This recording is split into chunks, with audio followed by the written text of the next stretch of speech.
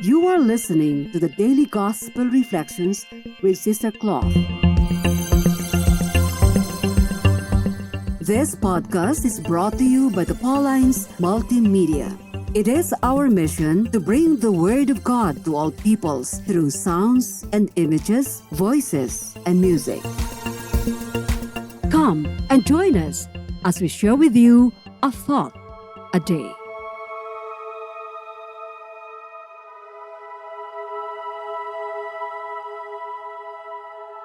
Our Gospel for today is taken from the account of St. John, chapter 20, verses 11 to 18.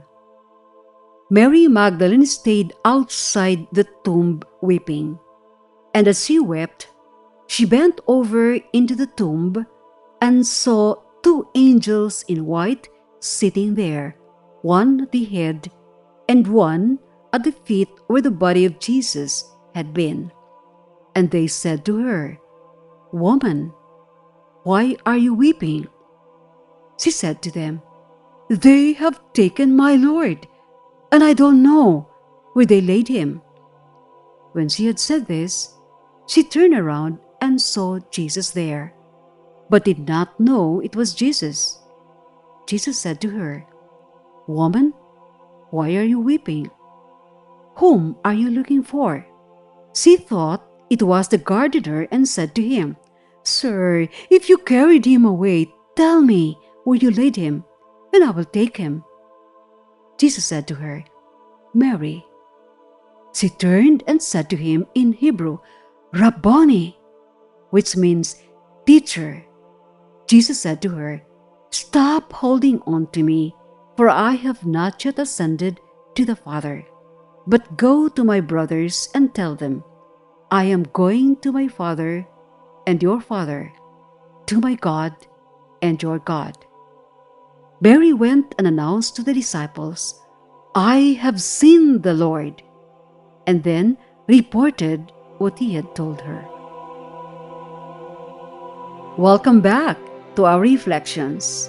Happy Easter Tuesday. Yesterday, we heard the account of St. Matthew about Mary Magdalene and the other Mary, who went to the tomb of Jesus but found it empty. The angel told them to go to announce to the disciples that Jesus has risen from the dead. On the way, St. Matthew narrates, Jesus met them and confirmed the angel's good news. Today, St. John gives us another version. Mary Magdalene weeping outside the tomb. She thought that the body of Jesus was not just stolen, but brought somewhere else. Her grief was so intense that it prevented her from recognizing him until Jesus called her by name.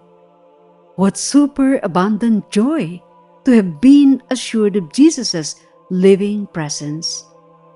I am touched by the very personal question of Jesus when he asked, "Woman, why are you weeping?"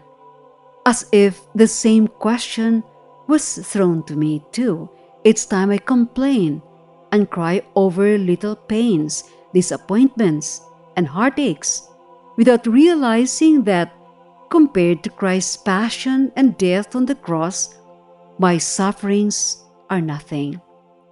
Have I forgotten that with Jesus and in Jesus, I have victory over sufferings? In the New International Version of the Bible, it is written that when Mary turned towards Jesus and cried out, "Rabboni," meaning teacher, he told her, "Stop holding on to me. I have not yet ascended to my Father. Go instead to my brothers and tell them, I am ascending to my Father and your Father, to my God and your God. Stop holding on to me." It is as if Jesus was telling Mary, "It is now time for you to stand on your own and continue to do the mission which I have already started, and make it known to all the world that I am risen and lives among you." It is true, what one author says, that we need to learn how to move on despite difficulties and all kinds of sad experiences.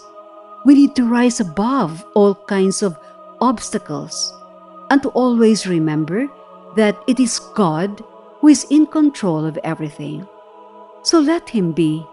As the saying goes, let go and let God, and we shall experience peace and happiness in this life. Be with us again tomorrow as we share with you a thought a day.